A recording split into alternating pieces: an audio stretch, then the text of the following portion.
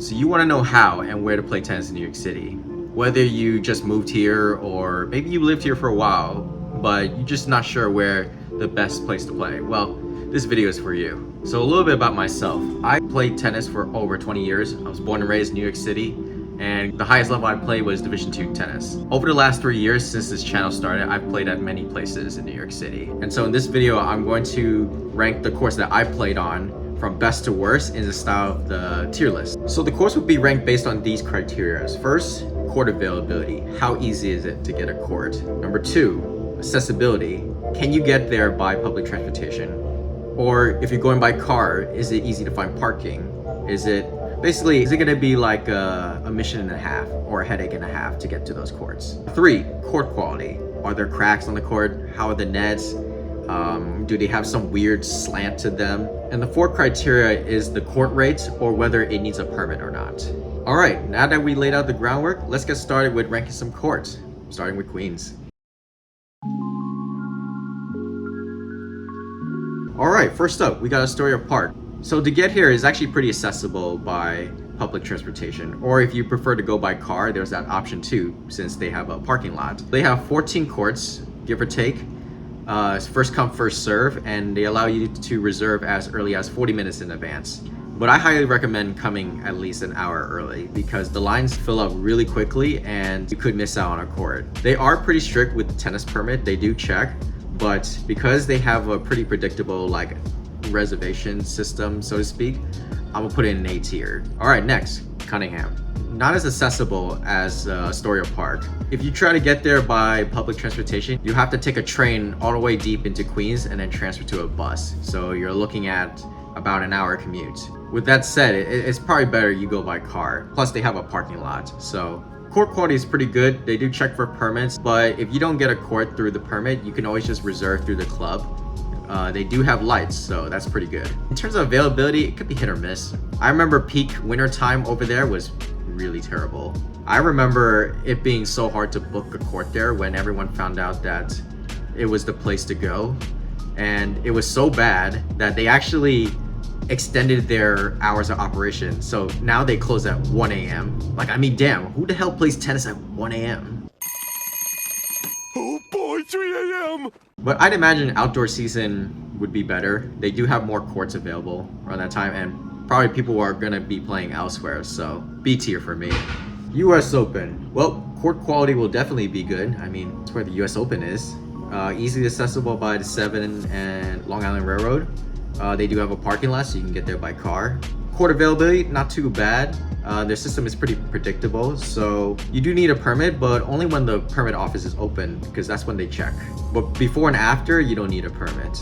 Just keep in mind, especially during those times when the permit office is closed, it's going to be extremely competitive to find a court. But it's okay. Let's say you don't get a court there. You can always just reserve a court within the USTA grounds. And in order to reserve those courts, you'll have to create an account on their website. And then after you create an account, you're allowed to book a court as early as 2 days in advance. But you kind of have to be on the dot. I'm still going to put this in A tier because it's easily accessible. Court system is generally predictable. You should be able to get a court, and the court quality is impeccable. Alley Pond. So this club is a little bit further down from Cunningham, maybe like 10-minute drive east. This one is way hard to get by public transportation. You're better off just going by car. They also have a parking lot and plenty of courts to play on.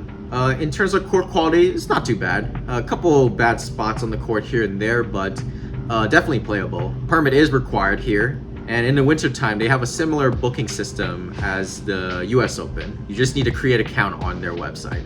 I'm putting this in B tier. Okay, after Alley Pond, we have Forest Park.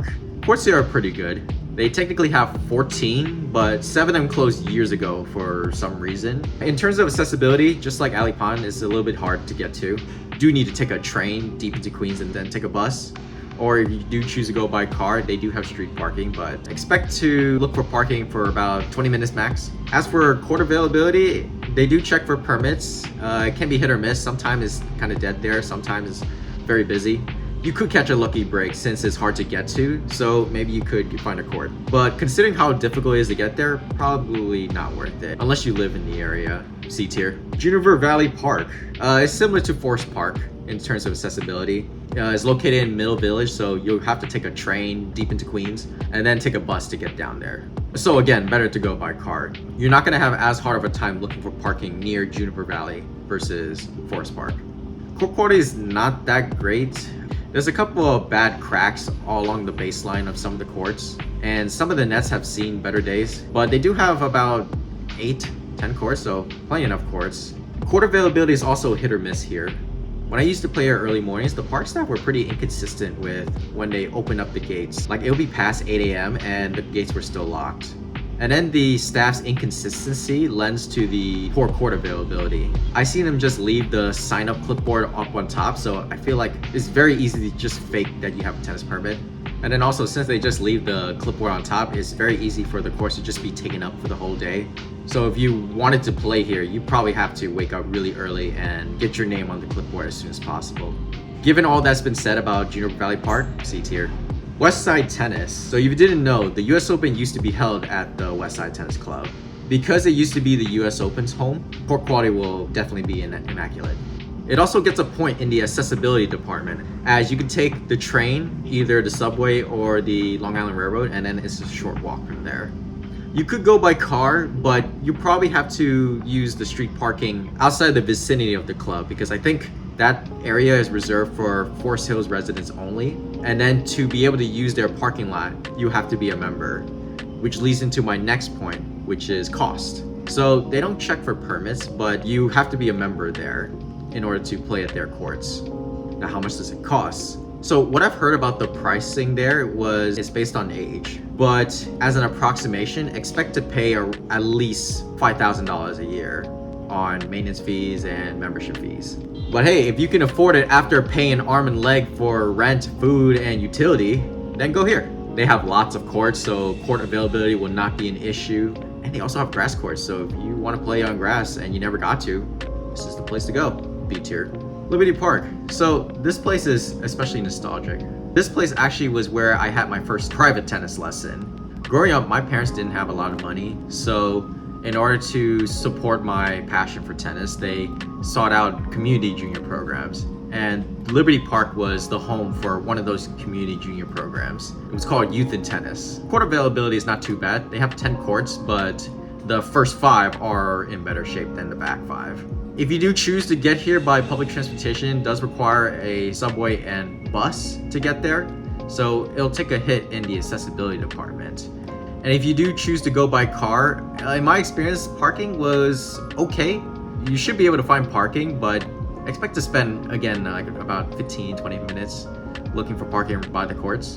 The best part about these courts is the first 5 courts that I mentioned are in better shape. They have lights and they don't check for permits. I would put this in A tier, but because it's a little bit difficult to get to, a little bit tricky, I'm gonna put them down in B tier. So these were the courts that I played at in Queens. On to the next borough, Brooklyn.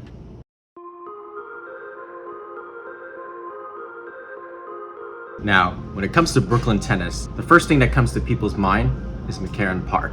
To get a court is first come, first serve. Lineup starts as early as, I think, 6 a.m. and you can sign up for any hour of the day. You can already tell where this is going in terms of court availability. Unless you're playing middle of the day, you're out of luck. Those courts will already be booked up after the morning. Although I will say they do have lights on those courts, but only 2 of them. It's easy to get to. You can just take the G or the L train there, or you can just go by car. They have plenty of street parking there. I do know that they have an organization that's working on raising funds to light up all those courts. So hopefully one day they raise enough funds for that. Because of its decent court quality and accessibility, B tier. Deep into Brooklyn, we have Bensonhurst Park, otherwise known as Match Point. So these courts are owned by Match Point. They have, I believe, 3 locations. In terms of getting to these courts, forget about going by train. You're looking at least an hour commute from anywhere in New York City. It's better to go by car, but even then, it's still a little bit of a mission to get there. It's better to go by car. You're probably looking at between 30 to 50-minute commutes. They do have parking there. One thing I will say is if you're going there at night and you're taking the Belt Parkway, just be careful. I've seen some crazy ass drivers down there. So just exercise caution when you go down there at night. But if you're able to get there, you'll be rewarded with very, very pristine courts. So if you can get there, great. If not, look elsewhere. C tier. Cooper Park. So they only have 2 courts and they are in meh shape. You don't need a permit to play here, and it's relatively close to the L train.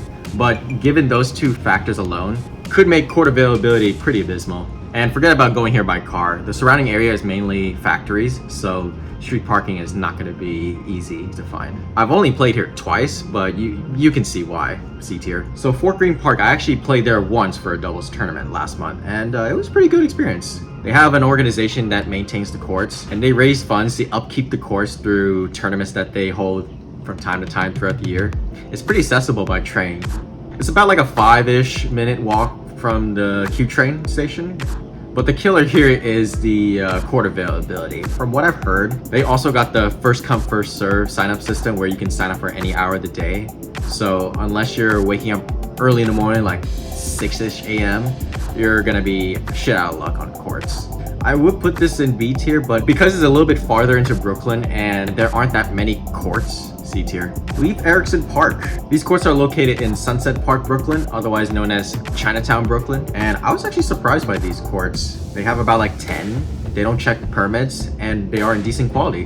And it's a relatively short walk from the subway station. So even though they're deeper into Brooklyn than Fort Greene Park, because of the fact that there are more courts, they don't check for permits, and it's a short walking distance, I'm gonna put it in A tier. All right, 2 boroughs down, 2 to go. Let's head up north to the Bronx.